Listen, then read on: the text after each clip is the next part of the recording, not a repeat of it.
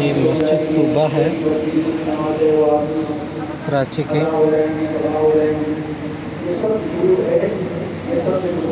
इस मस्जिद की खूबी यह है कि ये देखें कितना बड़ा हॉल है और इस पूरे हॉल में कोई पिलर नहीं है। कितना बड़ा हॉल है और इसमें कोई पिलर नहीं है।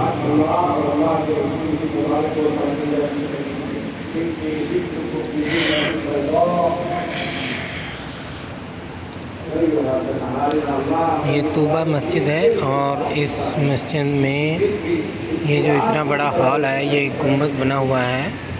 इस गुंबद में कोई पिलर नहीं है। ये पुरानी मस्जिद है और फ़न तामीर का एक बेहतरीन नमूना है। ये इतने बड़े गुंबद कोई तकरीबन 4 कनाल या ज़्यादा 8 कनाल शायद हो,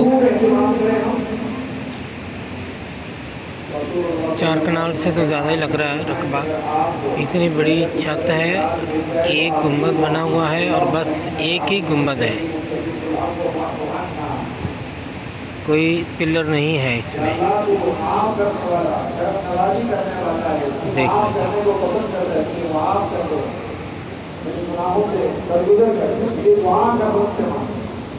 आखिरी दिनों में अल्लाह से जबरदस्ती अपनी मफरत करवाए।